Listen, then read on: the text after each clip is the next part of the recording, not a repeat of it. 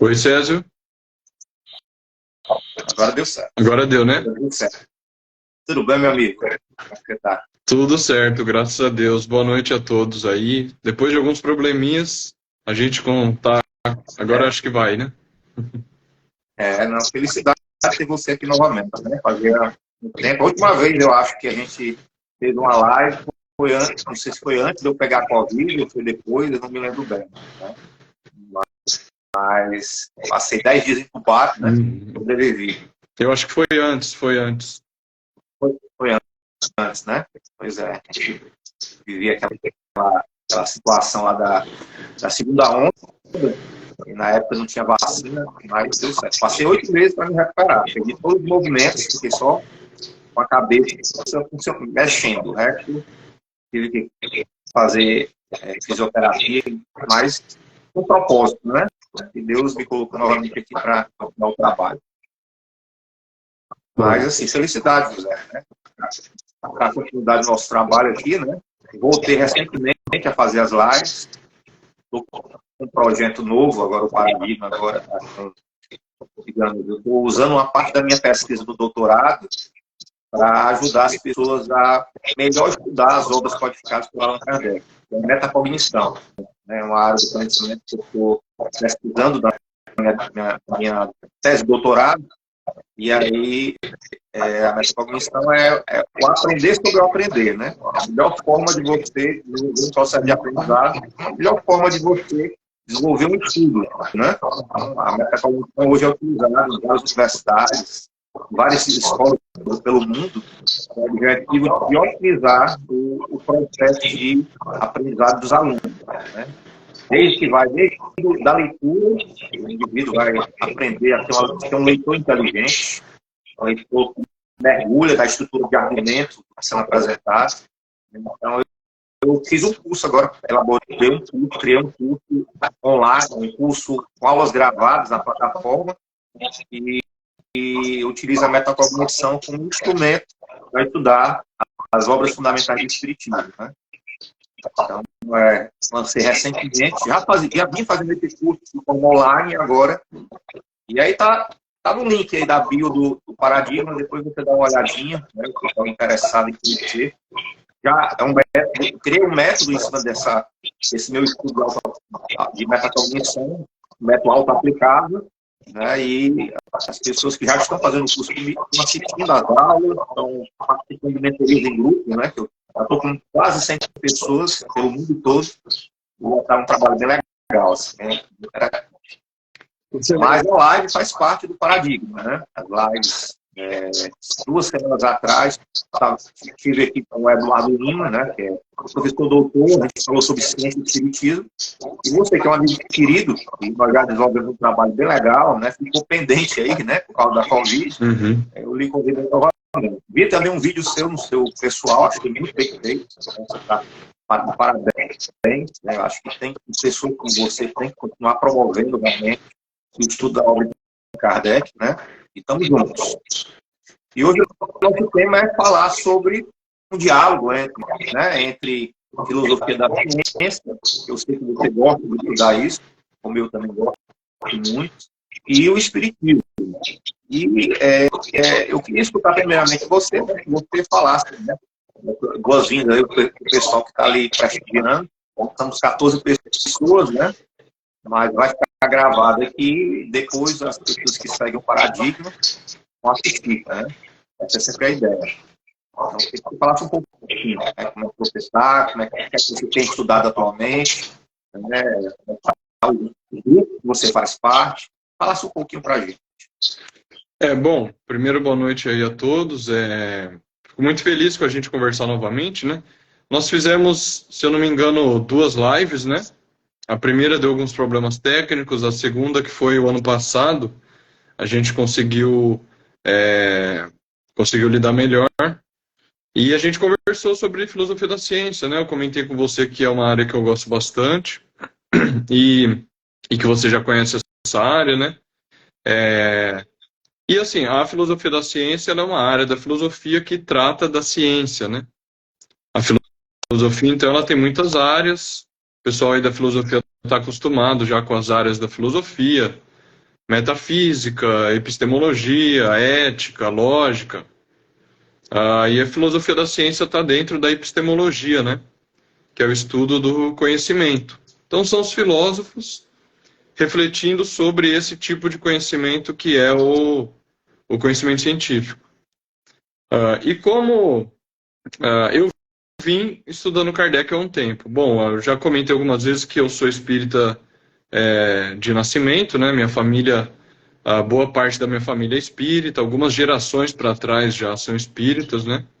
Mas recentemente, há uns 7, 8 anos, que eu comecei a estudar de fato as obras de Kardec.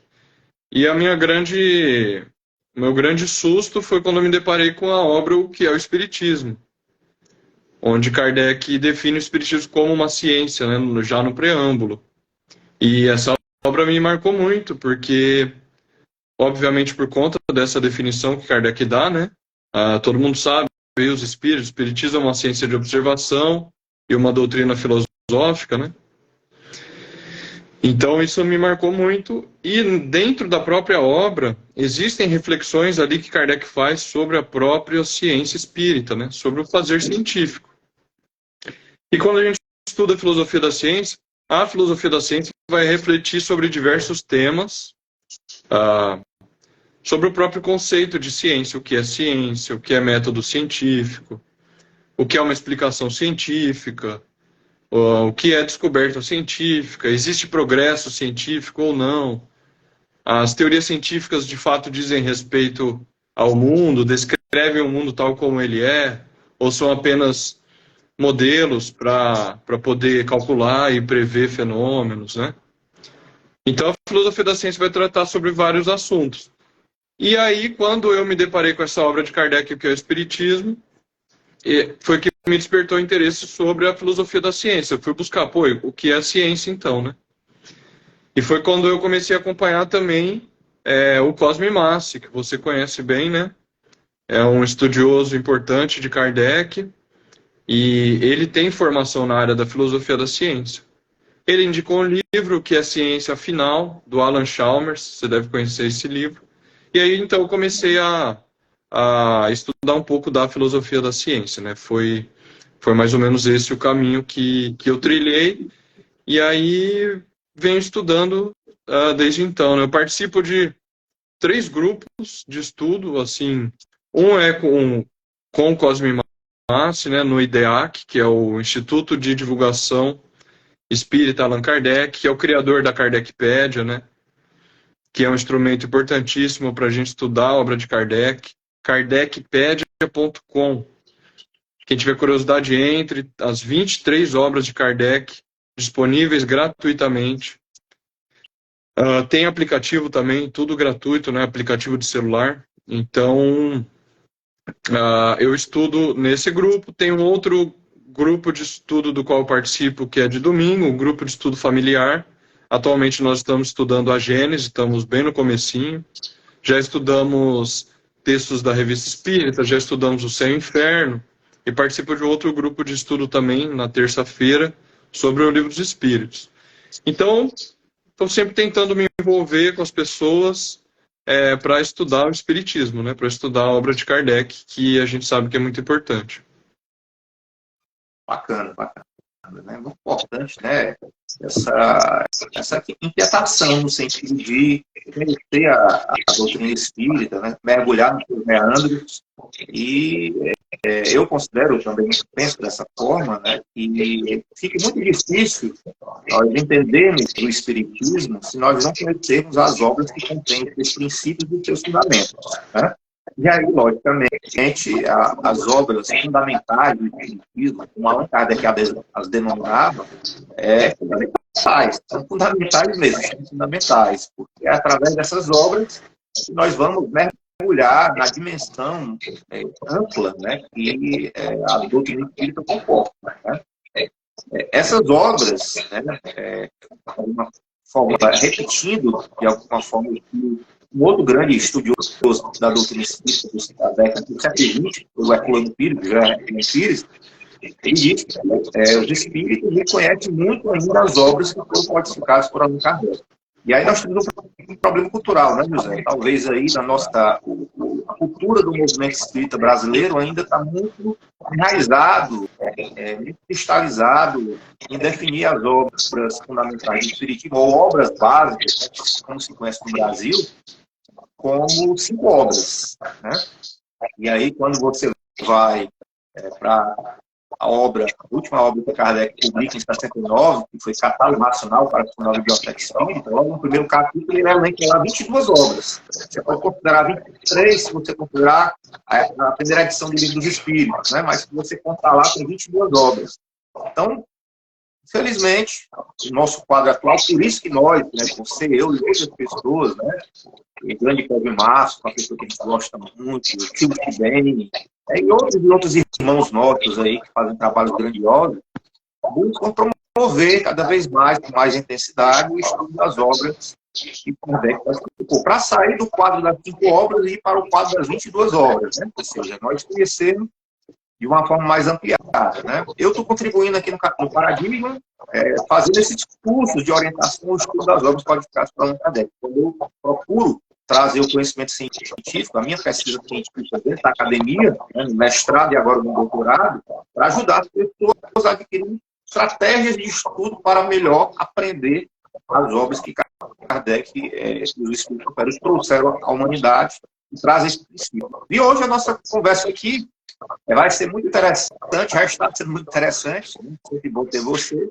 porque, como você colocou, Allan Kardec, né, no preâmbulo lá do livro que é Espiritismo, que é a primeira obra que ele orienta, né, ao estudante espírita, ao simpatizante espírita, ele define ciência, né?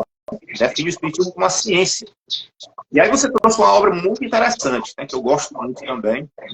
Eu estou usando essa obra, inclusive, em um dos capítulos da minha tese de doutorado, é uma das obras que eu utilizo, né, dentro da minha reflexão, onde eu estou tratando sobre o paradigma espírita, né? Na minha tese eu trabalho o paradigma espírita, né, como um aspecto paradigmático de um paradigma maior, que é o paradigma do espírito, né? O paradigma do espírito é uma forma de olhar a realidade, considerando, acima de tudo, a dimensão espiritual, né? O domínio espiritual.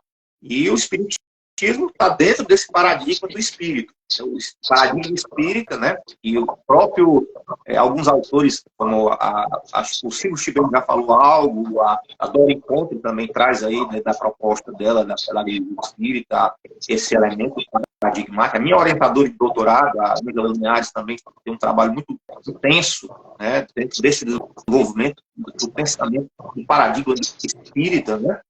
E aí você traz aí o livro Chalmers, né? E eu queria começar com essa pergunta para você. Eu queria que você falasse. Nós podemos considerar o espiritismo uma ciência, né? A academia em si pode considerar, desde a sua reflexão, o espiritismo como uma ciência. Eu queria que você falasse um pouco, né? O que você percebe, o que você sente, que você já estudou sobre isso. Tá certo. Só uma questão aqui técnica, Cédio. Algumas pessoas comentaram no chat que poderia estar cortando seu áudio, né, por conta do meu. E aí o que eu fiz? Eu diminui o volume aqui e reposicionei o celular. Então, quando eu falo, se o pessoal... acho que quando você fala, na verdade. Se o pessoal perceber que melhorou, comenta aí, né, pra gente ver se melhorou. Bom, eu acho que o seu áudio, para mim, está perfeito. Né? Eu não sei o que está acontecendo com o meu, né? E é porque eu estou do lado do roteador aqui, do lado do roteador, né? Exatamente. Mas é importante você falar, certo? Você é o meu convidado. Se o seu áudio está ótimo, né? Não tem problema meu, lamento, né? Mas eu não sei o que está acontecendo com o meu áudio. Mas fale aí, né? Você entendeu a minha pergunta, sim, né? Sim. Eu queria que você falasse um pouco, né? Porque, assim, Kardec define o espiritismo como ciência. Mas aí a gente entrou no livro do Alan Chalmers, e o Alan Chalmers ele traz várias linhas filosóficas da filosofia da ciência, né? O indutivismo, os falsificacionistas, né? E outras linhas dentro dessas linhas, né? E aí ele vai pontuando em cada linha dessa a problemática do indutivismo, que é a visão do positivismo lógico, dos empiristas, problemática dos falsificacionistas, né? E aí eu trago, né? o que você estudou. O espiritismo ele é uma ciência mesmo, que você entende? Dentro da academia, a gente pode considerar o espiritismo como ciência, né? Queria que você falasse um pouco sobre isso. Estudando as obras de Kardec e com essas noções da filosofia da ciência, cada vez eu me convenço mais de que sim. Claro que eu também sou iniciante no estudo do espiritismo, né? Eu mesmo não li a obra completa de Kardec ainda. Esse é meu objetivo aí a médio prazo, é ler a obra completa, que é o mínimo para a gente poder dar uma opinião mais segura sobre a obra de um autor, né? Então o que eu poderia dizer é, pelo que eu estudei até agora e pelo que eu continuo estudando, cada vez eu me convenço mais de que sim. Agora, eu não vou pelo caminho, César, de tentar encaixar o espiritismo em algumas das propostas, como são muito conhecidas, né, do falsificacionismo, do Karl Popper, ou seja, do paradigma do Thomas Kuhn, ou do indutivismo, não é? Que vem um pouco antes. Eu acho que é muito produtivo quando a gente consegue observar elementos das ciências ordinárias, como Kardec chamava, a gente observa no espiritismo. Então, o espiritismo começou com a observação de fatos, observação de fenômenos. Sim. É que as pessoas não se dão conta disso muitas vezes, porque hoje em dia esse é um assunto completamente excluído da nossa esfera pública. Então, assim, hoje as pessoas elas tendem a acreditar que uma coisa é verdadeira se aquilo está no debate público. O que não necessariamente é assim. Pelo fato de um assunto não estar sendo debatido na esfera pública, não significa que ele não exista ou que ele seja falso. Simplesmente isso. O que era muito diferente no século XIX. Era um assunto extremamente debatido a questão dos fenômenos estranhos ou dos fenômenos espíritas, como Kardec chamava. Kardec vai colocar na Revista Espírita de 58, lá no início da Revista Espírita, de 1858. Se não me engano, é já na introdução, na apresentação. Ele afirma que só na América, como ele chamava, só nos Estados Unidos, existiam 17 periódicos, 17 jornais, publicações acerca do tema dos espíritos nos Estados Unidos. Era um periódico dedicado a este tema. E aí ele fala, bom, não existe nenhum na França ainda. Então, vamos começar. E aí ele começa a Revista Espírita. Esse é um outro aspecto presente nas ciências. Hoje a comunicação científica é feita, sobretudo, por periódicos. Artigos publicados em revistas. E Kardec fundou uma revista que era mensal, a periodicidade era mensal, e depois ele reunia esses números mensais e publicava a edição anual da revista, de 58 até 69. Ele, em vida, publicou, né? Então são aí 12 volumes. É uma obra bastante volumosa. Então, a gente começa a observar esses elementos. Então, o Espiritismo começou com a observação de fatos. Mas o Espiritismo não para por aí. Nenhuma ciência ela funciona dessa maneira, com uma coletânea apenas, um catálogo de fatos. Porque a ciência ela vai além, ela precisa organizar, relacionar os fatos e extrair daí consequências, deduzir as consequências, para se criar uma teoria. A teoria ela precisa organizar, relacionar os fatos e dar uma explicação acerca daqueles fatos. E aí é que é o meu ponto que eu venho refletindo há algum tempo. Na minha visão, e Kardec faz isso no capítulo, não só, mas sobretudo no capítulo 4 do Livro dos Médiuns, dos sistemas, Kardec dá uma explicação científica genuína ali, neste capítulo. E aí a gente entra nessa questão da filosofia da ciência. Existem várias discussões nessa área sobre o que seja uma explicação científica. Existem diversas propostas. O que é uma explicação científica? Uma delas é exatamente a explicação que os filósofos da ciência chamam de inferência para a melhor explicação. O que é isso? diante de fenômenos novos. Novos no sentido de que não estão sendo explicados por alguma teoria científica já conhecida, nesse sentido de novo. Não que ele apareceu pela primeira vez na história da humanidade ali. No sentido de que as teorias existentes não dão conta de explicar satisfatoriamente aquele tipo de fenômeno. Diante dessa situação, formula-se uma hipótese explicativa nova acerca daqueles fenômenos. Formulam-se, na verdade, várias hipóteses explicativas. Diante de várias hipóteses, você elege a melhor, a que explica mais os fatos. E essa explicação passa a ser a explicação mais aceita. No final do século XIX, começo do século XX, um filósofo chamado Charles Peirce deu um nome para o tipo de raciocínio que está implícito nessa explicação científica. Ele deu o nome de abdução. Usualmente, a gente está mais acostumado com outros dois raciocínios que são importantes também na investigação científica, que é o raciocínio da indução e a dedução. A gente pode explicar com mais calma mais à frente. Mas a abdução é um tipo de raciocínio fundamental, sobretudo no início de uma ciência. Quando surgem esses fenômenos novos e você precisa dar uma explicação para esses fenômenos, você utiliza esse tipo de raciocínio que é a abdução. O que é a abdução? Entre várias explicações, você tentar buscar a causa do fenômeno. Bom, dar a causa do fenômeno, isso já é uma prática científica estabelecida lá por Aristóteles, filósofo grego, lá do século IV a.C. A ciência deve buscar a causa dos fenômenos. Ele chamava de causa eficiente, né? O Peirce, ele deu uma formalização mais rigorosa para o que ele chama de abdução. O que é essa formalização? Diante de um fato surpreendente no sentido de que não há uma explicação prevista para ele foge das explicações conhecidas, existe um fato, um fenômeno A surpreendente. Você formula uma hipótese B, e aí você raciocina. Caso essa hipótese B seja verdadeira, o fenômeno A deixa de ser surpreendente e passa para a ordem das coisas.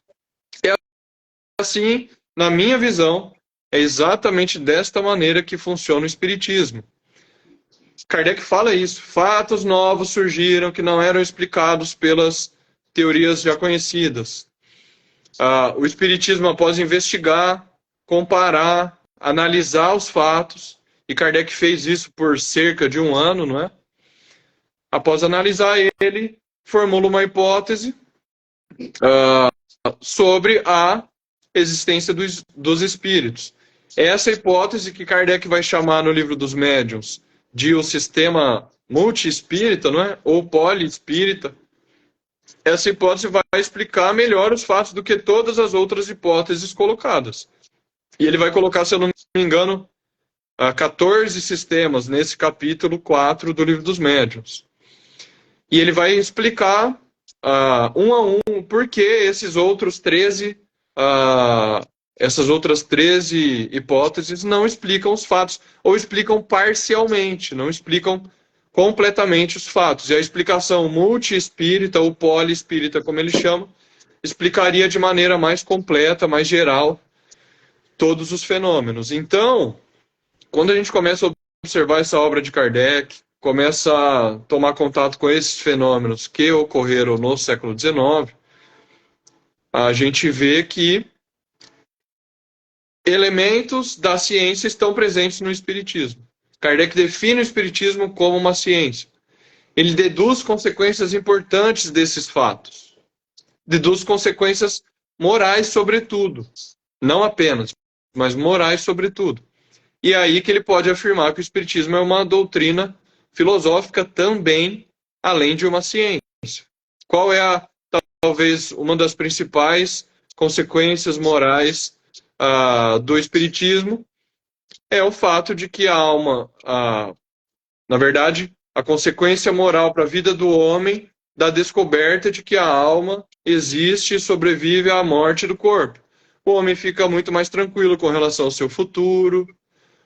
Uma coisa que já era um conceito filosófico muito antigo, que é existir um outro mundo além deste mundo material, ou uma concepção religiosa de uma vida futura além deste mundo material, agora no Espiritismo encontra respaldo nos fatos, por evidências patentes, como Kardec diz, não é?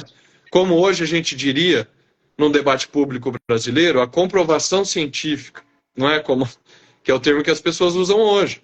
Então, como o Espiritismo demonstra isso por fatos, isso tem uma consequência moral na vida do homem.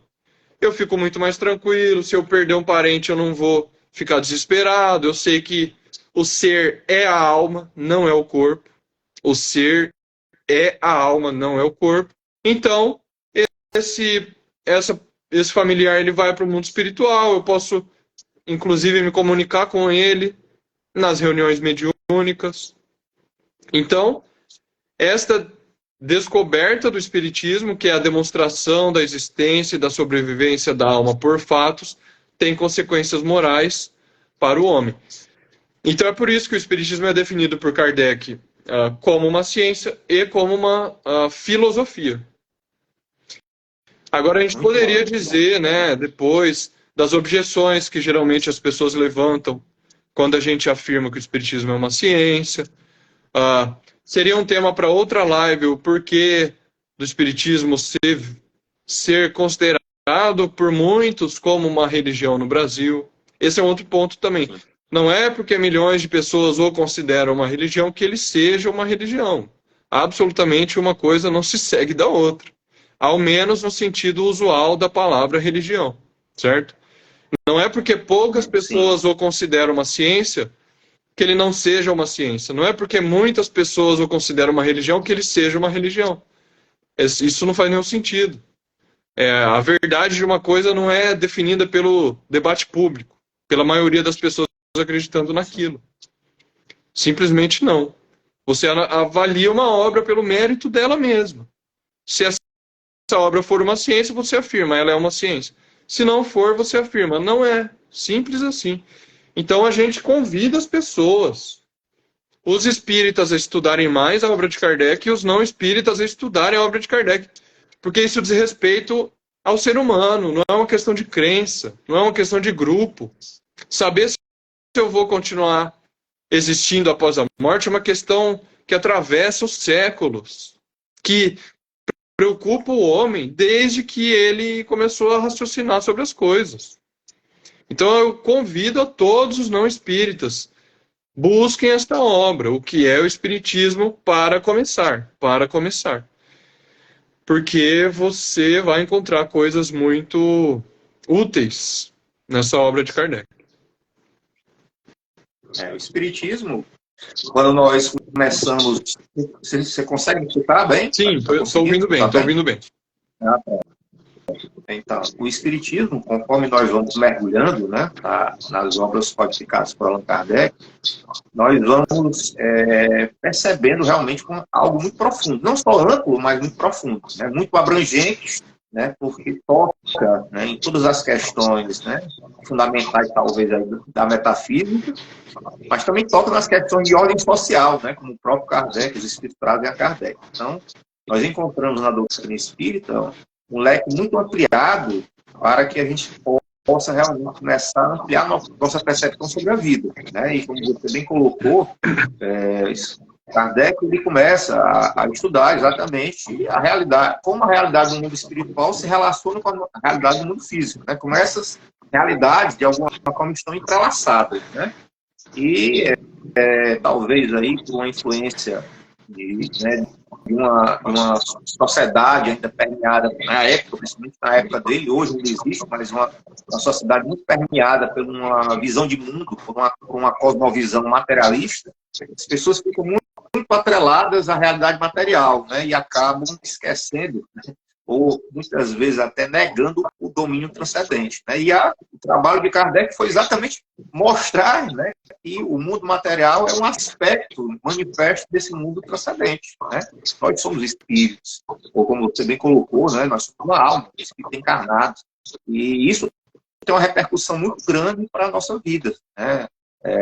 Outra coisa importante perceber, né, que quando nós estudamos o Espiritismo, para nós nos tornarmos um bom estudante da doutrina espírita, não só no aspecto teórico, mas no aspecto prático, também, que é fundamental, nós temos que entender as consequências daquilo que a doutrina espírita traz. Né? Então, se eu falo dos espíritos desencarnados, qual é a consequência da minha relação com os espíritos desencarnados? Né? As consequências dos meus atos, dos meus pensamentos, dos meus sentimentos. Como é que isso repercute no mundo espiritual? Né? Será que reverbera na mente de alguns? Né? E se reverberar de alguma forma, pode de alguma forma até interferir, né, em um certo nível na minha vida? Então, quando nós começamos a mergulhar no estudo das obras que foram codificadas por Allan Kardec, nós vamos perceber que nós estamos tratando questões muito sérias, né? Questões da existência, né? Da existência do espírito, seja ele encarnado ou desencarnado. E as obras, elas trazem essa riqueza toda, como traz também, né, as consequências morais, como você bem colocou, né? As consequências essas que, de alguma forma, foram, digamos assim, elucidadas, né, pelos espíritos superiores sob a tutela de um espírito chamado Espírito de Verdade, que era Jesus, né, o nosso mestre Jesus. Né? Então, nós vamos encontrar também essa fundamentação dentro da própria obra de Kardec. Então, o Espiritismo, ele está dentro de uma amplitude que nós precisamos mais conhecer. E isso se dá mergulhando, né, dentro da obra codificada por Allan Kardec. Né? No Espiritismo, nós não vamos ver uma briga, né, entre filosofia e ciência. Né? Nós não vamos ver uma briga entre filosofia, ciência e religião. Né? O espírita comporta tudo isso, mesmo tendo surgido como uma busca científica. Né? Kardec, como você bem colocou aí, foi estudar a fenomenologia, né, espiritual. A fenomenologia essa já existia em várias épocas. Né? Como o homem pertencia à sociedade científica, né? Ele não era um acadêmico, como eu sou, você também viveu dentro do âmbito acadêmico, não é um acadêmico, uma pessoa que estava dentro da academia, desenvolvendo pesquisas acadêmicas científicas, mas era um homem que fazia parte de várias sociedades científicas. Né? Tinha conhecimento da ciência da sua época, né? Sabia, inclusive, das limitações do positivismo, né? Desse pensamento indutivista, né? E, de alguma forma, busca observar um fenômeno, né? Olhar o fenômeno por vários viés, né, para se formular uma teoria, né? Parte de observações, como o Chalmers fala, observações específicas, né, para constituir uma observação universal, né? Só que tem um problema, o Chalmers traz um problema, né? Ele mostra lá que é impossível, né, você montar de uma forma perfeita uma observação universal partindo de observações específicas, né? Mas você pode inferir, né? Uma possibilidade, né? Mas mesmo com o pensamento dominante da época, Allan Kardec não se fechou de maneira alguma ao positivismo. Ele não ficou preso, enquadrado no positivismo, né? Ele deu uma abertura, né, até para a ciência espírita se desenvolver, né? Mas não se desenvolver de uma forma alienada, né? E aí você trouxe aí, eu queria que você falasse mais um pouquinho a respeito desse capítulo, dos sistemas, né? O sistema, onde ele fala de vários sistemas, 14 sistemas, né? E ele refuta, né? Vai refutando cada um, mostrando as falhas, né? Até chegar. Não, queria comentar sobre dois pontos que você falou. Primeiro, com relação ao positivismo. O Cosme Massa, ele responde muito bem isso num vídeo, que o Pondé, o filósofo brasileiro, afirma que o espiritismo é positivista, e o Cosme explica muito bem. Não há como o espiritismo ser positivista, porque o positivismo no século XIX, a doutrina do Auguste Comte, defendia que a ciência poderia lidar apenas com objetos observáveis. E o espírito não é observável. Os positivistas, eles tinham uma certa repulsa a buscar as causas dos fenômenos. Porque eles diziam que é uma coisa muito incerta, ou a ciência deve se ater apenas aos fatos, e você não deve buscar a causa, porque a causa do fenômeno, muitas vezes, ela não é observável. O efeito é observável, mas a causa não é. Então você deveria apenas observar os efeitos, observar padrões e regularidades em certos efeitos, não buscar a causa. E Kardec não faz isso. Kardec não faz, ele busca a causa. E a ciência faz isso. Ela busca a causa dos fenômenos. O que é, em geral, um raciocínio automático nosso. Uma pessoa diz uma coisa, a gente vai automaticamente buscar a causa do fenômeno, certo? No nosso dia a dia nós fazemos isso. Então, esse é um ponto sobre o positivismo. O outro ponto é a questão da indução. Veja, esse é um problema que é discutido entre os filósofos. Mas na ciência, esses raciocínios, embora haja limites, haja problemas, muitos raciocínios continuam sendo utilizados. A indução, a dedução e a abdução continuam sendo utilizadas na prática científica, nas ciências naturais, e no espiritismo não é diferente, certo? Não é diferente. Na prática espírita, no contato com os espíritos,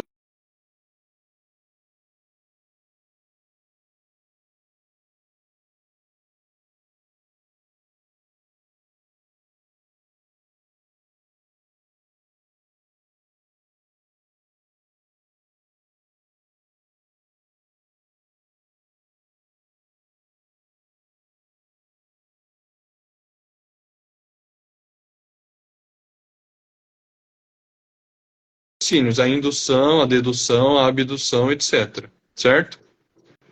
Eu acho que deu uma queda, César. Agora você voltou. Foi, eu vi. Eu coloquei agora no 3G, porque eu não sei o que está acontecendo com essa internet. Mas, tá bom, mas agora você falou, voltou, pelo menos agora você tá está falando. Mas pelo menos você falou, isso, né? então é isso. Eu continuei falando, eu estava só explicando a questão desses raciocínios, né? Da indução, a dedução e a abdução. Eles continuam sendo utilizados na ciência. Quem vai refletir sobre os limites, os problemas desses raciocínios, são os filósofos. Mas não é por isso que o cientista vai deixar de usar, porque são os materiais com que os cientistas, os materiais da razão, né? São os materiais com que os cientistas eles conseguem trabalhar para fazer as teorias científicas. Era só esses dois comentários sobre a indução e o positivismo.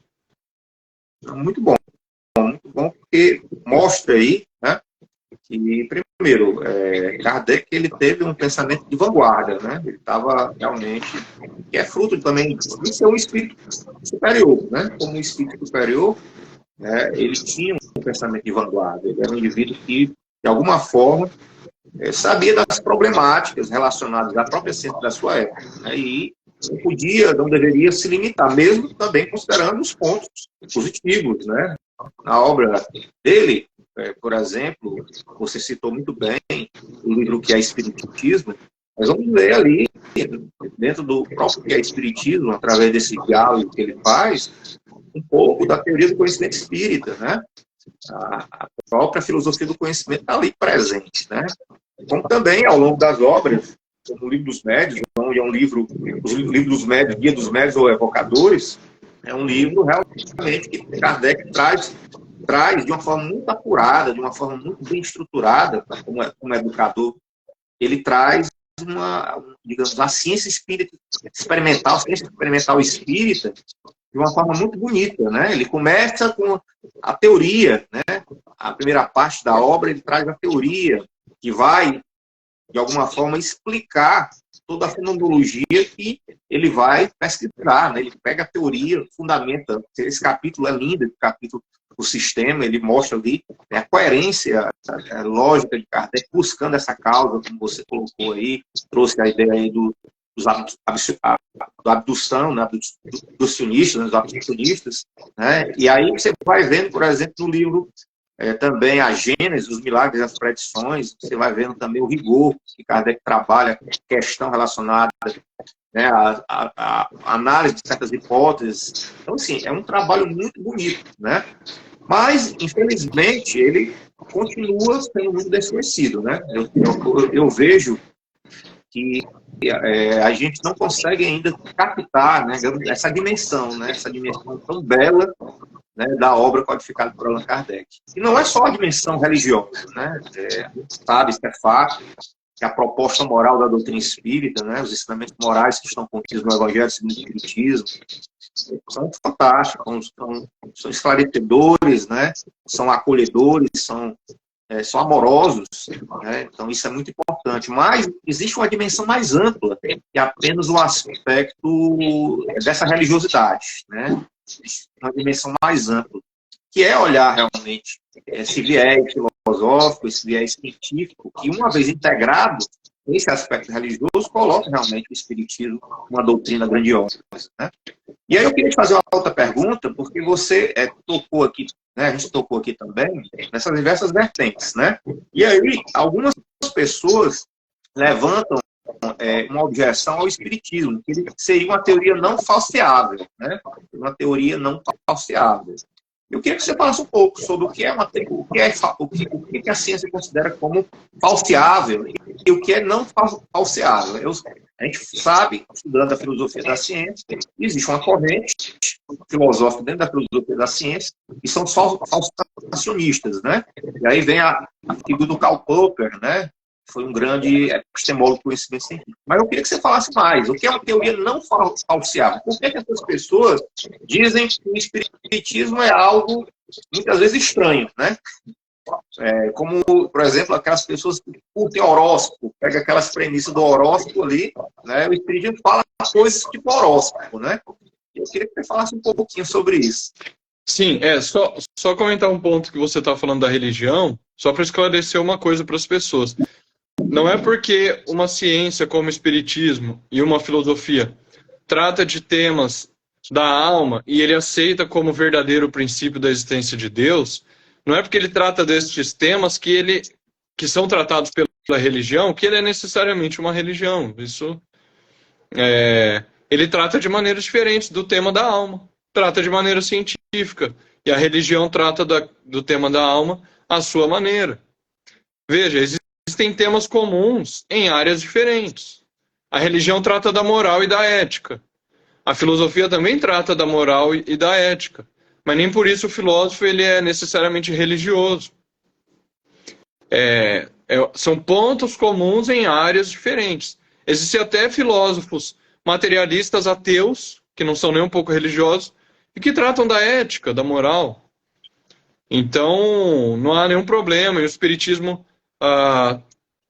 não podemos fazer essa confusão, porque o espiritismo trata da alma, quer dizer que ele é uma religião. Isso não faz nenhum sentido. Talvez por isso gerou-se tanta confusão e as pessoas acham que o espiritismo é uma religião. Porque ao longo de muitos anos, muitos séculos, na humanidade, esses dois temas, a existência da alma e a existência de Deus, foram debatidos pela religião. Mas muitas vezes as pessoas não sabem que essas eram preocupações centrais de grandes filósofos. Desde os gregos até os filósofos modernos, esses dois temas são importantíssimos, a existência de Deus e a imortalidade da alma. Inclusive não existia essa separação entre cientista e filósofo. É uma separação muito recente. A própria palavra cientista surgiu no final do século XIX, começo do XX. O que a gente chama de cientista eram filósofos naturais, era o que se chamava. O Newton era um filósofo natural. Então não existia essa separação entre ciência e filosofia. O cara estava falando de Deus, da alma e da física, junto. O mesmo filósofo, o Newton, o Descartes, o Kant, estava falando de Deus, da alma, da física, da matemática. Tudo meio que junto, percebe? Então, assim, as pessoas têm uma visão de ciência que é presa ao século XX.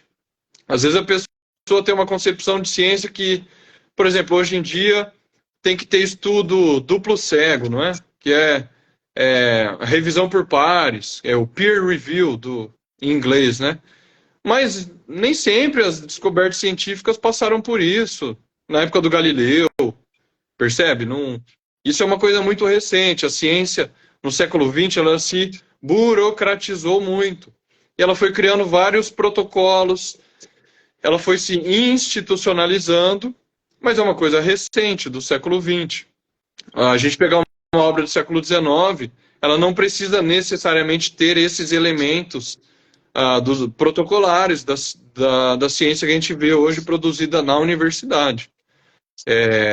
Muitas coisas na história da ciência foram descobertas fora da universidade, às vezes de modo improvisado, com experimento científico sendo feito em casa. Percebe? Platão e Aristóteles iniciaram o pensamento humano, a ciência, a filosofia. Não existia uma universidade burocratizada. Embora eles tivessem escolas, eram escolas informais, com amigos, se reuniam e debatiam. Uma coisa completamente informal. Então, é o que eu digo, sempre precisa avaliar o mérito da obra pela obra em si, e não se ela tem protocolos rígidos, institucionais, que são coisas recentes que a gente viu no século XX, né? Mas a ciência ela existe muito antes do século XX. Bom, esse é o primeiro comentário. O segundo é essa questão da falseabilidade. O Karl Popper é um filósofo da ciência do século XX e ele criou essa visão sobre ciência, que na filosofia da ciência é chamado o problema da demarcação. Então, esses filósofos como o Popper, que é um filósofo austríaco, né, alemão do século XX, ele estava pensando nisso. Como nós podemos criar uma linha de demarcação e dizer, olha, daqui para cá é ciência, daqui para cá não é ciência. Daqui para cá é conhecimento científico, daqui para cá não é. Como separar uma pseudociência da ciência? E aí ele vai dizer, diferentemente do indutivismo, né, que era a teoria sobre ciência dos filósofos da ciência que vinha anterior a ele vai dizer uma teoria científica deve ser falseável, não falseada. Falseável, quer dizer, ela deve possibilitar que seja tornada falsa. E aí ele vai dizer o seguinte, o cientista formula uma hipótese, alguém tenta tornar essa hipótese falsa. Se falha, se a tentativa de tornar a hipótese falsa falha, ela continua aceita. E ela vai seguindo ao longo do tempo, ela vai sobrevivendo. Então, para a teoria ser considerada científica, segundo o Popper, ela deve ser falseável. Então, ela deve ser, para usar um outro termo, testável. Você deve conseguir testar aquela teoria para ver se ela é falsa ou não. Então, a ideia seria o seguinte, o cientista formula uma hipótese, caso haja uma evidência em contrário, você vai tornar aquela hipótese falsa. E aí o cientista abandona aquela hipótese porque ela foi falseada. O problema é que isso não explica de forma absoluta a ciência. Isso é que as pessoas não percebem. Isso não explica de forma absoluta a ciência.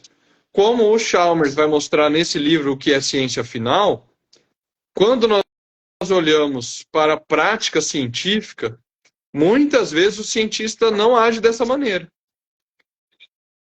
Ele formular uma hipótese, caso ele encontre uma evidência contrária que falseia essa hipótese, ele abandona a hipótese. Muitas vezes não funciona assim. Muitas vezes o cientista ele é cabeça dura. Ele formula a hipótese, porque talvez por uma intuição ou qualquer outro motivo, ele faz o teste e a hipótese é mostrada falsa.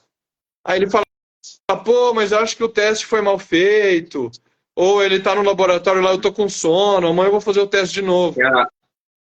Tem a convenção do próprio sistema que financia a pesquisa científica também, né? O problema político também está embutido nisso aí, ou seja, você não pode quebrar o protocolo que a gente quer, então você não pode também, não é isso? Não pode abandonar aquela hipótese no meio. Então, existem, por diversos motivos, o cientista não abandona a hipótese na primeira falseabilidade que ela encontra. Simplesmente. Ele continua tentando, ele reformula a hipótese, ele aprimora, muda uma coisa, muda outra, percebe? Inclusive o Chalmers vai falar nesse livro que se fosse levar o falseacionismo a sério, a gente teria que jogar no lixo muitas descobertas importantes na história da ciência. E tem um outro filósofo da ciência que vai dizer que o cientista ele deveria, na verdade, ser cabeça dura, ser dogmático nesse sentido, porque é assim que a ciência avança. Formula uma hipótese e ela vai sendo confrontada com diversos testes, e essa intuição do cientista vai colocando para frente aquelas hipóteses, e ela vai passando, vai sobrevivendo, e ele vai usando essa hipótese como um direcionamento para guiar a sua pesquisa. É o Henri Lakatos. Lembrei agora, estava esquecendo o nome. É o Lakatos que vai formular, depois do Popper, a ideia dos programas de pesquisa. Então, a ideia do programa de pesquisa é você tem hipóteses auxiliares que vão proteger a hipótese central, o núcleo duro daquela teoria. Caso hipóteses auxiliares sejam falseadas, não tem problema, desde que aquele núcleo duro da teoria permaneça. Percebe? Você acha que, dentro dessa ideia do Lakatos, você considera, por exemplo, o Espiritismo, ele tem um núcleo central e um cinturão periférico. Você concorda com isso também? Então, consegue perceber isso? Tem um artigo do Silvio Schibeni, que você mencionou, nos anos 80, na Rio Consolador, que é bastante conhecida dos espíritas, em que ele defende isso, que o espiritismo seria um programa de pesquisa aos moldes do programa de pesquisa do Lakatos, tudo bem? O próprio Silvio, recentemente, ele vai colocar algumas ressalvas com relação a esse artigo dele dos anos 80. Ele vai dizer que o artigo, palavras dele, não são minhas, é velho e envelhecido, quer dizer, talvez ele poderia reformular algumas coisas com relação a esse artigo dele dos anos 80. Eu não, sinceramente, César, eu não saberia dizer se o Espiritismo se encaixa 100% no programa de pesquisa do Lakatos. Teria que olhar com mais calma isso. Eu também, assim, eu te perguntei para conhecer o teu pensamento, né? Porque, para mim, assim, eu também não consigo enxergar totalmente esse encaixe. Eu fico até aliviado, né? Se depois você puder me passar essa referência do Silvio, dá para eu refletir, né? Isso me ajuda também na minha própria pesquisa, né? Mas, assim, geralmente, quando eu via aquela colocação dele, né? Até porque eu admiro muito o trabalho dele, né? Eu ficava, assim, um pouco, assim, meio impactado, né? Será que vai até esse ponto, né? Mas aí, interessante que você colocou agora, né? E, de repente, ele conseguiu ver de uma forma mais ampliada que existem detalhes aí, né, que devem ser verificados antes de ter essa afirmativa. Mas continue, você estava falando sobre a questão do falsificacionismo, né? Sim. Então, em princípio, o espiritismo não seria falseável, nesse sentido do Popper, mas não há nenhum problema com isso, E é o que eu comento nesse vídeo que eu postei recentemente no Instagram. Para se observar um fenômeno, qualquer fenômeno na natureza, não importa qual ciência, você deve se colocar nas condições adequadas para observar aquele fenômeno. E as condições são dadas pelo fenômeno, não pelo experimentador, percebe? Em muitos casos. Em outros, sim. Então, na física, você deve saber mais do que eu, porque você tem formação na física, né, César? Eu estava me lembrando disso. Sim. Na física, nas ciências naturais, é possível você fazer experimentos controlados em laboratório. No espiritismo, você não consegue fazer um experimento controlado rigorosamente aos moldes da ciência natural, porque simplesmente são ciências diferentes. Existe experimento no espiritismo, na minha visão, que é a reunião mediúnica. Existe experimento, mas não exatamente aos moldes das ciências naturais. Pelo simples fato de que o objeto de estudo da ciência espírita é uma inteligência dotada de vontade livre. Kardec vai deixar isso claro em O que é o Espiritismo, a obra sobre a qual a gente estava falando aqui no começo.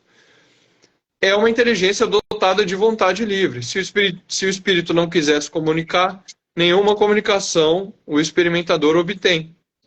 Então é preciso uma continuidade nos estudos, nas experiências científicas, se a gente quiser se referia assim ao Espiritismo. É preciso uma continuidade.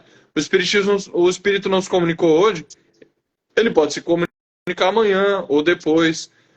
Por isso que você só obtém resultado satisfatório com a continuidade ao longo do tempo, na comunicação com os espíritos. E tem um outro ponto que Kardec sempre vai ressaltar e que nós não podemos esquecer. Ele vai dizer o seguinte: não se pode pôr à prova os espíritos. Esse é um outro ponto. Se a pessoa está duvidando da existência dos espíritos e quer que o espírito prove, segundo a sua própria vontade, apareça o espírito e diga o que eu quero ouvir, só assim eu vou acreditar que você existe. Se a pessoa quiser pôr à prova o espírito, os espíritos, principalmente superiores, não vão aparecer simplesmente, percebe? Eles vão aparecer em reuniões que as pessoas estão com o desejo honesto e sincero de se esclarecer. Kardec coloca isso muito bem. É por isso que o Espiritismo é uma ciência que vai se diferir das outras. A pessoa, a depender da intenção com que ela tem para experimentar a ciência espírita, ela vai obter alguns resultados e outros não. O que não acontece na física. Isso é próprio de cada ciência. Na física, se o cientista estiver de bom humor ou de mau humor, a lei da gravitação vale, e o objeto vai cair, ponto. Agora, porque está lidando com a matéria inerte. Isso sem entrar na física quântica, né, César? Que eu não conheço, então não vou falar. Então, não, assim... A linha é essa mesmo. Mesmo com a física quântica, existe... Nesse sentido, então, as ciências naturais estão lidando com a matéria inerte. O espiritismo não. O objeto da ciência espírita é a inteligência dotada de uma vontade livre. Então, como em qualquer ciência, agora sim, se a pessoa que quiser obter bons resultados, ela deve seguir a teoria que já foi criada para guiar aquela experimentação. É uma consonância entre a teoria e a prática. Se a pessoa quiser obter bons resultados, ela lê a obra de Kardec e segue as orientações que estão ali. Então a pessoa tem que ir desejosa de obter bons resultados, com a pureza de intenção, percebe? É o que ele vai colocar no diálogo crítico. O diálogo crítico, o cara queria provar que os espíritos eram falsos. E ele queria escrever uma obra para provar que os espíritos eram uma quimera, um devaneio. E ele pede para Kardec para observar uma ou duas reuniões. Kardec fala, não vai acontecer, não vai rolar. Porque em uma ou duas reuniões, você não só não vai obter o resultado que você espera, como você vai sair mais cético do que você entrou. Porque não é assim que se opera com esta ciência. Simplesmente isso. É preciso ter um conhecimento teórico prévio, etc, etc. Então, o que eu diria assim, Sérgio, para fechar esse ponto. Os cientistas estão praticando ciência. Não estão preocupados com o que a filosofia da ciência acha o mais correto sobre a ciência, percebe? Muitas vezes, sim, a prática científica ela vai obter bons resultados na própria prática científica. O cientista resolveu fazer de tal maneira e às vezes ele nem sabe por quê, mas porque funcionou. E aí ele vai lá fazer. A gente não percebe isso. A gente acha que a ciência é um método único. Isso aqui é um grave erro. A gente acha, às vezes, o senso comum, que a ciência tem um método único, absoluto, que pode ser extrapolado e utilizado em todas as outras ciências. E, em geral, esse método vem da física. Não é assim que funciona. A sociedade tem uma visão de ciência dessa maneira. E não é assim que funciona. Hoje o que é mais aceito é o pluralismo metodológico. Cada ciência vai ter um método próprio, específico, que é adequado ao seu objeto de investigação. E ainda dentro de uma ciência vão ter métodos completamente diferentes de se operar. Um físico teórico faz uma coisa, o físico experimental faz outra completamente diferente. Muitas vezes eles nem se conversam muito, percebe? Porque o físico teórico está lá trabalhando com equações. o físico experimental está no laboratório. A atividade de um e de outro é completamente diferente. O que eu quero dizer? A ciência não é uma coisa monolítica que funciona de uma maneira só. Existe um pluralismo metodológico. Se surgir um objeto novo a ser investigado, vai precisar de um método novo a ser criado. As pessoas não percebem, o espiritismo surgindo, ele era uma ciência nova sendo criada, estava sendo tirado do zero praticamente. Então era preciso, era inevitável que essa ciência nova tivesse características próprias. Simplesmente isso. Sem dúvida. É muito importante essa sua fala aí, porque quebra realmente uma impressão até ultrapassada e hoje, através da filosofia da ciência, da evolução, das discussões da própria filosofia da ciência, até é obsoleta, né? Porque no senso comum a gente aprende que a ciência é o único. Muitos defendem isso, principalmente pessoas que descartam o saber científico, o saber religioso, o saber filosófico, né? Tem pessoas que descartam. São extremamente cientificistas, né? O cientificismo como uma ideologia. Então, esses que pregam o cientificismo, eles colocam a ciência como a única verdade possível, né? Porque essa verdade possível, o indivíduo observa, parte da observação, né? Elabora um problema científico e, através desse problema científico, ele busca fazer experimentos em torno das possíveis verdades, as hipóteses, e aí, através da coleta de dados, dessas observações e análise dos dados através da experimentação, ele chega à teoria. Então, se pensa de uma forma enquadrada, né? Ou seja, a ciência ela é mais assertiva porque ela parte da observação, formulação do problema, tentativa de responder o problema com hipóteses e experimentação para validar ou não as hipóteses. Só que a filosofia da ciência, com o passar do tempo, como o próprio Schauber mostra, vai perceber que tem problema da observação, né? A observação, muitas vezes, ela parte de uma teoria pré-existente. E quem diz que essa teoria pré-existente é verdadeira, né? Já que ela é falseável, né? Como a corrente do falsificacionismo vai colocar. Então, a filosofia da ciência começa a quebrar, né, esse método, né, que, digamos assim, foi inicialmente, vamos colocar como o Franz Bacon traz essa ideia inicial, e depois os positivistas, os empiristas ou positivistas lógicos, eles vão aperfeiçoar essa ideia, né? Mas, com o passar do tempo, com as discussões da própria filosofia da ciência, esse modelo, né, de ciência baseado em um método rígido, né, o método que era aplicado às ciências naturais, isso vai caindo, né? Digo isso porque, por exemplo, eu tenho formação em física, né? E quando eu estava dentro da academia estudando a física, realmente, os físicos, eles operam com métodos aplicados nas ciências duras, né? As ciências como utilizar esse método mais próximo aí do Bacon, mesmo não sendo igual, né? Quando eu fui fazer o meu mestrado e o meu doutorado agora, né, em outro tipo de ciência, porque não existe não só o pluralismo metodológico, mas existe também o pluralismo científico, né? Existem as ciências humanas, existe a ciência que é como a educação, né? Existem as ciências sociais humanas, né? Aí entra a sociologia, né? Existem as ciências hermenêuticas, né? Como o direito, por exemplo, né? Existem as ciências, né, duras aí, como a física, a matemática. Para cada ciência, a gente não fala mais de uma única ciência, a gente fala de múltiplas ciências, né? E existe também a ciência espiritual, né?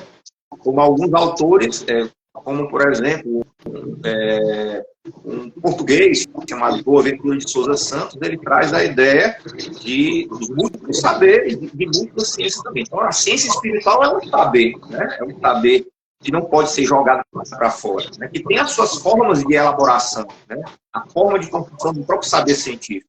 Então, você colocou muito bem, né? Às vezes um método que é aplicado em uma ciência não funciona em outra ciência, né? Você querer que o espiritismo seja analisado através de um método dentro dessa linha do pensamento do Bacon, né? Onde o objeto observável é um ser inteligente, né? Um ser que tem livre-arbítrio, né? E decide, se eu vou aparecer ou não vou aparecer. Né? Um átomo, uma partícula, ele não decide, certo? Ele não decide se vai aparecer ou não vai aparecer. O que vai decidir se ele vai aparecer ou não aparecer é o equipamento que você vai medir, né? É a calibragem, né? O potencial de calibragem e percepção da realidade que esse equipamento tem. Né? Mas se você calibrou aqui no Brasil e calibrou o mesmo equipamento na China, na Alemanha, em qualquer parte do objeto vai aparecer. Né? Diferentemente de um espírito. Né? Uma reunião mediúnica como um espírito desencarnado, não necessariamente eu vou aparecer primeiramente porque os médios não têm condição de me perceber. Né? Segundo, muitas vezes a atmosfera fluídica do ambiente não está adequada para eu me manifestar. Né? Então, tem várias variáveis, né? Tanto é que Kardec fala isso no livro dos médios, Guia dos Médios Advocadores, com relação à ambientação, né? A ambientação. As interferências espirituais que você atreta com a reunião mediúnica, às vezes atrapalha certos espíritos se comunicar. Né? O próprio médium que não se preparou direito, já que o médico é a ferramenta, né? É o instrumento dessa medicina científica, né? Então, existem vários parâmetros. Então, você querer encaixar a ciência experimental espírita, né? O espiritismo, dentro de um quadro metodológico, de uma ciência particular, principalmente essas ciências duras, é difícil. Não estou dizendo também, né? Vocês possam utilizar dentro do que eu entendo, né? Que também não seja possível, em algum momento, fazer algo utilizando métodos de outras ciências, né? Mas tem que ter realmente certa cautela, né? Tem que fechar, né? Dizer que não, só através das metodologias que são aplicadas dentro da física, da matemática, da física, da química, da biologia, e só através dessa metodologia nós encontramos ciência. Isso é um pensamento falho, ultrapassado, e hoje, inclusive dentro do âmbito da própria filosofia da ciência, muito discutido. Tem uma linha muito forte dentro da filosofia da ciência, inclusive a linha que eu me apoio, né, nos meus trabalhos científicos, que é a linha contra o positivismo, uma visão positivista. Né? São os antipositivistas. Né? Então, seria mais ou menos isso. Sim. Mas é isso, José. Eu queria que você fizesse as suas considerações finais. A gente fez essa live hoje aqui, né? Mas vamos fazer mais pela frente aí. É sempre um prazer ter você aqui. Ver realmente você, e acho que todo mundo viu aqui, um cara que estuda, né? Um cara que traz aí um conteúdo muito rico, de uma forma leve, de uma forma bem descontraída, bem tranquila. Isso é muito bom, né? Eu fico muito feliz em ver pessoas assim como vocês, pessoas que trazem um amor, né? Pelo desbravar do conhecimento e também passam isso para as pessoas de uma forma muito simples, muito objetiva. Queria que você fizesse as suas considerações finais e brevemente vamos ter o segundo tempo. Né? Já fizemos o segundo, agora o terceiro vamos para o quarto daqui a pouco. É um prazer estar com você. Exatamente. Obrigado, César. Eu fico muito feliz também pelo convite. A gente gosta de espiritismo, a gente quer falar de espiritismo, né? Isso é inevitável. As pessoas até no meu entorno às vezes cansam de me ouvir falar de espiritismo, mas é que a gente vê a importância naquilo, né? E a gente quer falar para as pessoas. É por isso que essa uma intenção, no meu caso, um pouco tímida, né? Eu posto uma vez, depois demoro mais para postar, até porque eu tenho uma preocupação, César, de ter uma certa segurança com relação ao tema sobre o qual eu estou falando, entendeu? Então, sobre a própria obra de Kardec, eu não quero sair postando sobre um monte de assunto, obras de Kardec que eu ainda não li, porque eu gosto de ter uma certa segurança sobre aquilo. Então, no futuro, quando eu tiver lido a obra completa, eu vou poder postar mais, fazer uma divulgação mais frequente, né? Mas eu gosto muito das nossas lives. Eu acho que vai faltar ainda a gente falar propriamente de ciência espírita, no sentido do controle universal do ensino dos espíritos, né? Talvez essa possa ser um tema para a gente falar depois. Muito rico. Que vai Vamos agendar já. Né? Que diz mais respeito propriamente aos espíritas, né?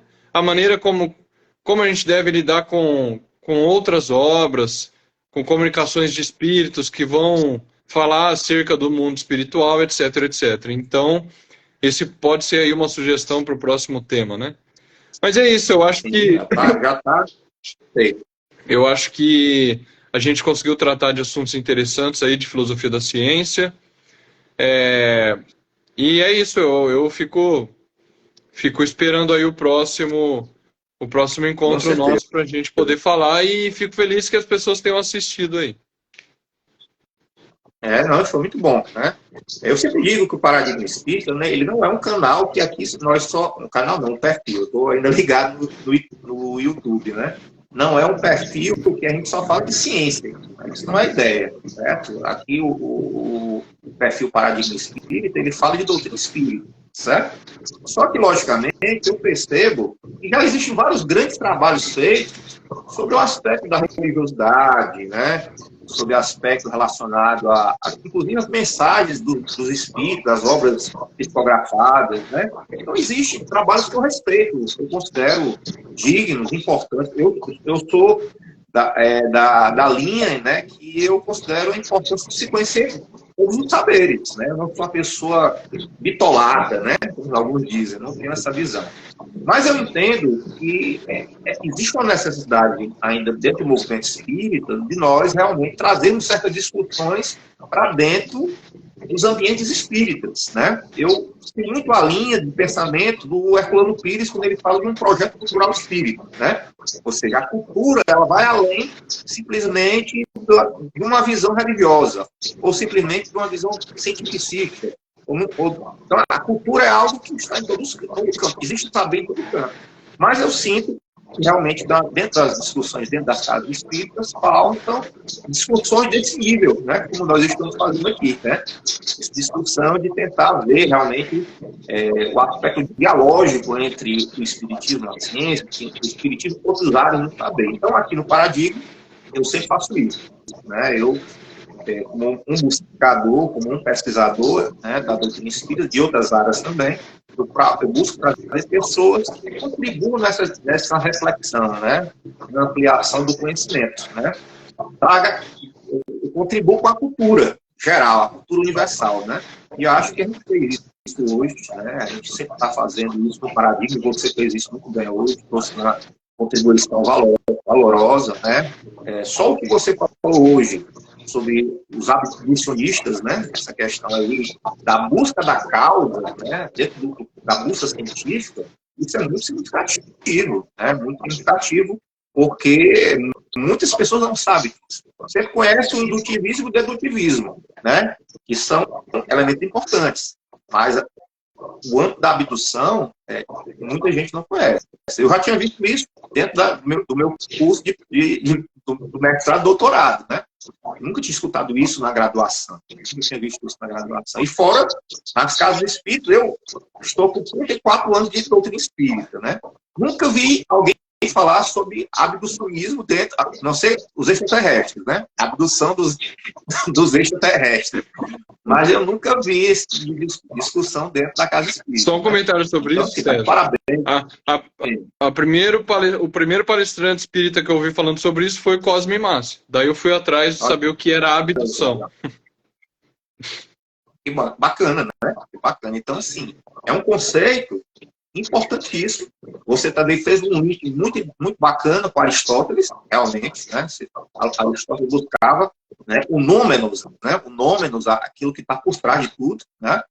E, assim, é um elemento importantíssimo, né? Inclusive, traz uma fundamentação para quem quer desenvolver pesquisa sobre espiritismo, sobre essa questão de como, o que é que Kardec buscou, né? Estudando esses fenômenos, né? Buscou a causa das coisas, né? E ele vai mostrar isso ao longo das obras. Então, assim, queria agradecer de coração, José. Parabéns aí, a gente vai estar junto em vários outros momentos.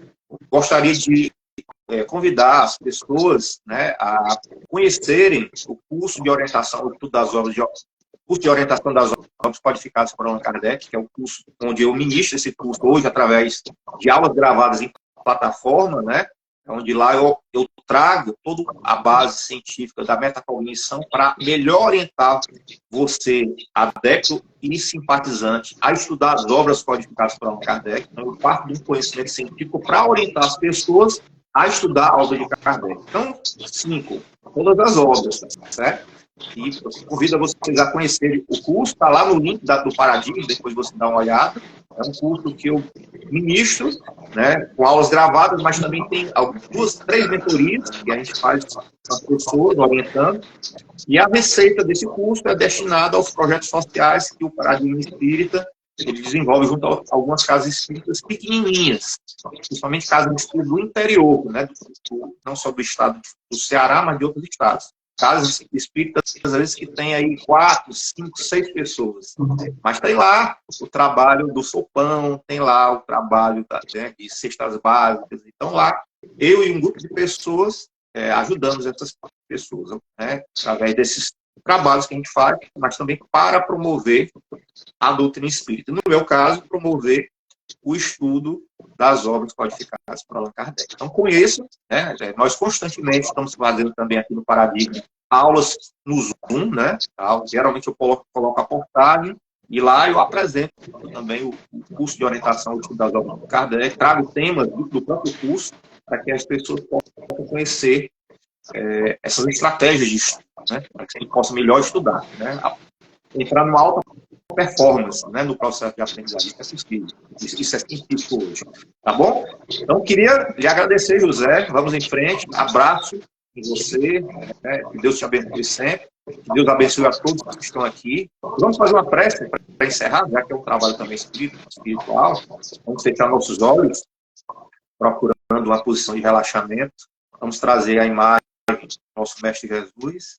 Agradecer a ele, agradecer aos benfeitores espirituais, em especial ao nosso anjo da guarda, pela oportunidade de estarmos aqui como aprendizes, refletindo sobre uma doutrina muito profunda, uma doutrina que é capaz, sim, de transformar nossa vida, nos tornar pessoas melhores, mais dignas, e que vivem em equilíbrio no mundo e na realidade, uns com os outros.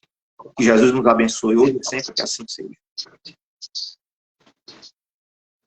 Grande abraço, meu amigo. Obrigado mais uma vez aí pela oportunidade de estarmos juntos aqui, viu? Abraço a todos. Vai ficar gravado. Obrigado, César. Um curso de orientação à obra de Kardec. Abraço. Legal, grande abraço. Tchau, tchau.